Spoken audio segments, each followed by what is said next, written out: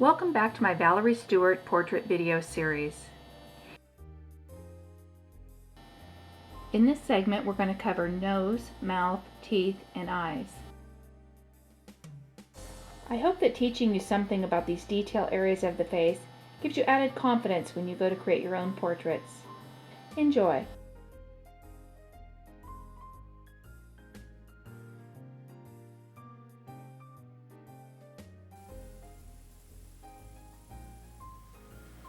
Okay, let's work some details. We're going to talk a little bit about the nose, some specifics about the nose and the mouth and the teeth, different rules of thumb that you're going to want to follow. Now remember, when you're painting, with every rule I tell you, there's always an exception somewhere. Your relative is probably the exception. So you want to take the rule that I give you, whatever it is that applies, look at your original and decide, is that the case here? And make that decision for yourself. So you're going to have to put a little thinking into that. But by and large, these rules will apply no matter who you're painting. I'll start right up here. I wanted to show you the burnt umbering on the mouth and the nose, and I want to talk about some specifics with regard to these mouths and noses. Okay, we'll do some burnt umbers here. I want to talk about some different rules. One thing is that, as a rule, the nostrils are not round. However, I have managed to find the exception to that rule in this particular photograph. This is a little baby's face. I'm going to do some general shading around the face.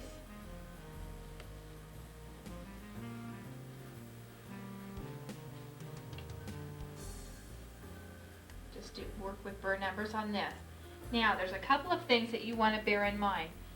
Usually, there's a shadow on either side, especially on a baby, on either side underneath the nose, right here above the upper lip. Because what happens is this part of the face, this part of the lip bounces forward towards you. So this part is going to recess, and the shadow does that, makes it do that. So that's one of the rules to follow. Another one is there's usually a little shadow right in here to create that little dip. Right in there. Okay? There's usually some shadow right in here around the cheeks. You'll need to look for that on your original. And usually the underside of the nose will have a shadow. Right here where the nose tucks under. Now this is a small baby and this is a small painting, so I'm going to use a little bit smaller brush. And I want to come underneath this baby's nose and create some shadow. What happens is when you put the shadow on underneath here, this tucks in. Oops, getting more paint instead of less. Make sure when you're wiping your brush off to eliminate some of the paint that you wipe it on a clean part of your cloth. Okay, let's move that around a little bit.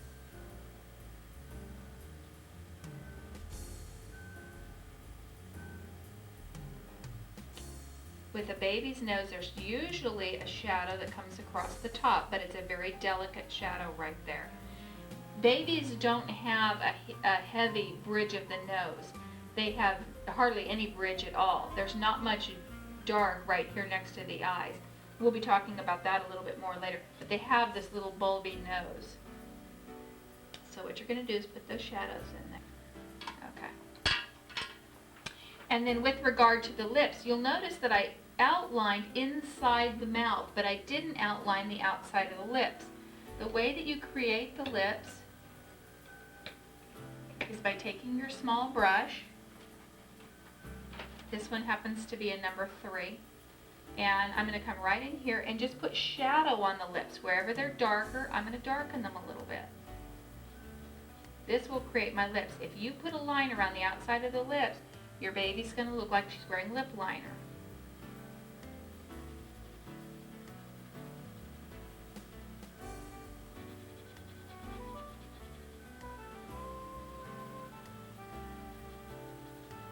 Same thing with the lower lip.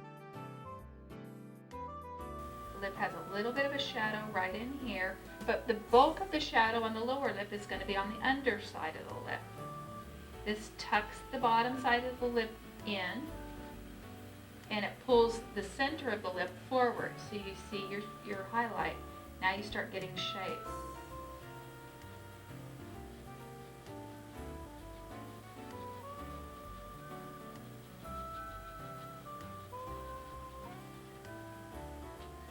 there's usually a shadow of some sort right under here.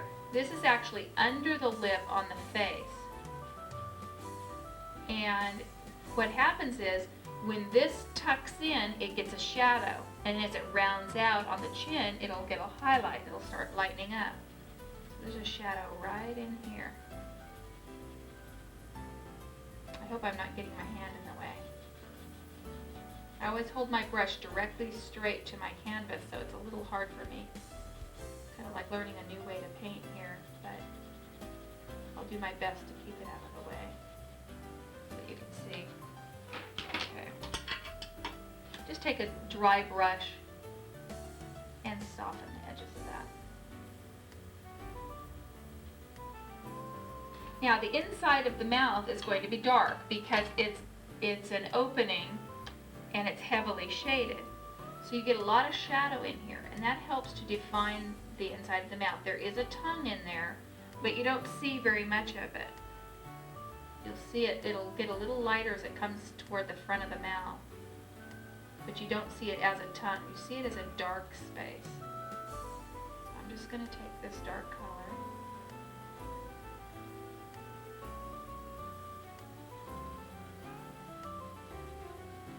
Now, as a rule, the corners of the mouth, right there and right over here, get dark, as a rule. So you want to check and see are your lips, do they go over to the side here? Is there a nice heavy shadow right in there? Because what that does is it tucks that little area in right there. And as a rule, that's the case. So look at your original and see if it isn't doing that. Then the nostrils. Now, I was telling you that normally the nostrils lay pretty flat, and you're going to see that as we go along on our study board here. But on this particular child, the nostrils didn't do that. They kind of perk up this way. Her little nose is kind of a little pug nose.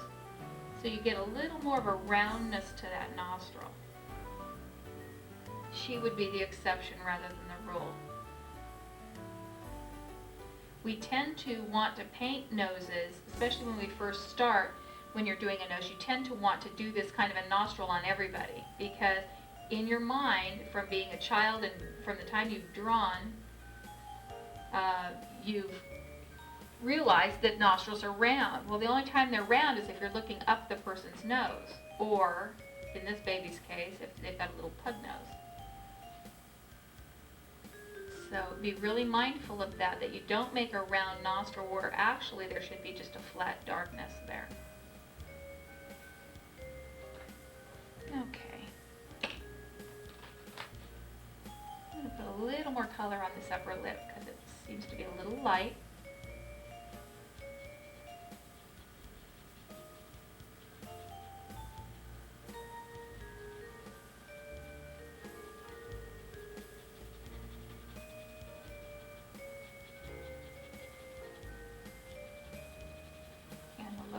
I'm giving it a little more shadow.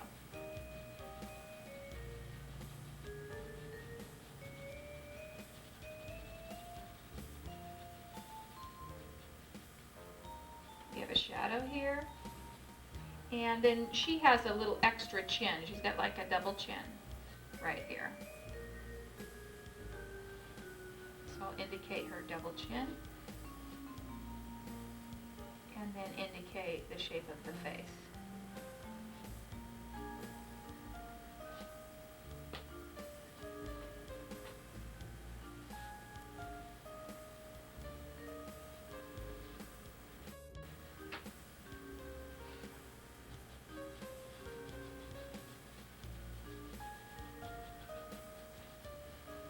And then just soften those lines out a bit.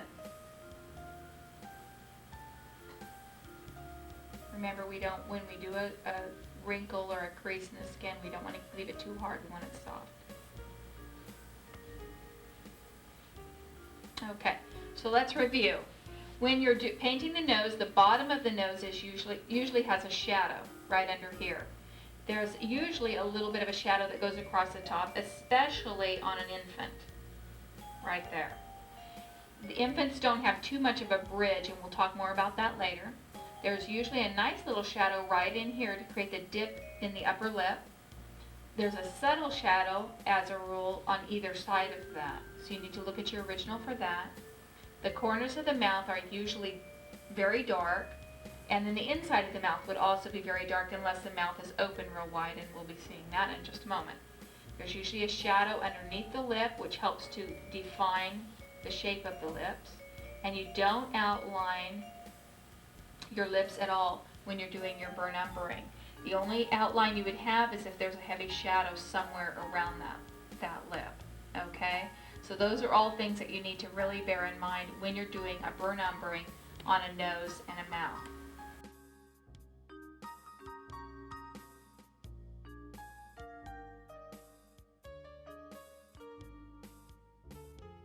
Our next image is an open mouth on a child.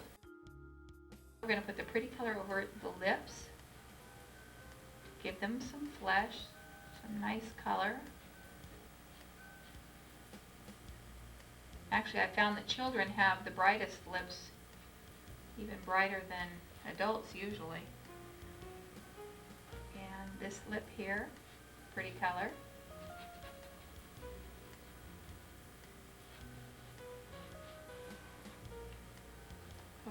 Maybe if I back up on my brush a little bit, it'll be easier to keep my hand out of the way.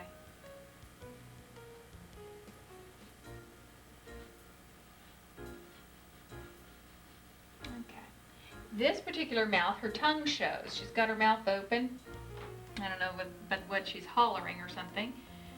So we want to use, again, the pretty color for the tongue.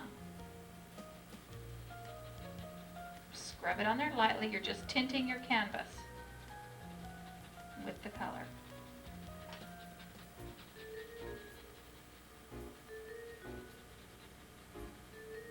Now, the shadows on the tongue itself, like up here under the teeth, you want to use your dark skin color, which would include your purple. It's a cat orange rose madder with the raw sienna and a little bit of purple. You want to darken that up. You treat it just like you would skin. If there's a shadow, you put a shadow. And it's a little bit shaded right underneath the bottom of the tongue. Oops, I'm way up on my brush again. I need to back up for you. Okay. She has a little bit of gum line showing, and I'm going to put some pretty color right on that gum line. Just pull that color from the lip. You can pull it right down into the gum line. The teeth are dirty white. And dirty white is the same dirty white we use for the white of the eyes. You use a little bit of burnt umber, a little bit of Payne's gray, and a little bit of white. Probably about, you mix the burnt umber and Payne's gray together, half and half. Then take a little piece of that and the same amount of white and mix that up until you get a very grayed white. And you use that for the teeth. If you get the teeth too bright, they won't look realistic. They'll stick out of the head and it'll make it look like they're fake teeth. Dirty white. This in essence becomes our middle value, and then we build our highlights up to make the teeth look shiny from there. Okay, she's got upper teeth showing and she has lower teeth showing.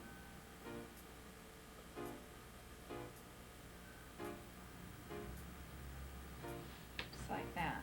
Now, you can use your pure white, excuse my reach, you can use your pure white for the highlights on the teeth. And her teeth have nice highlights right here. A little bit of light.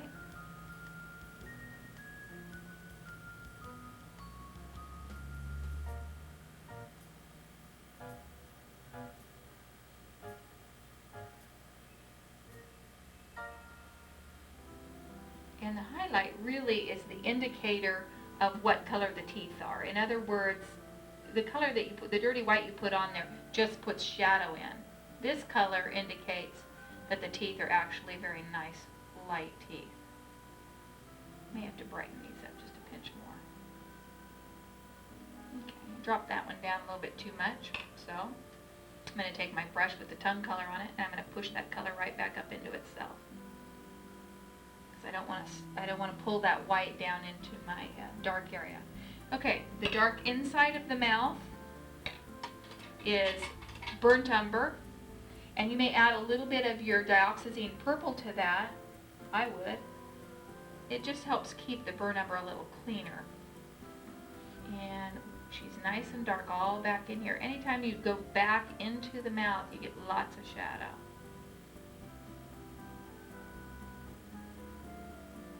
Over here.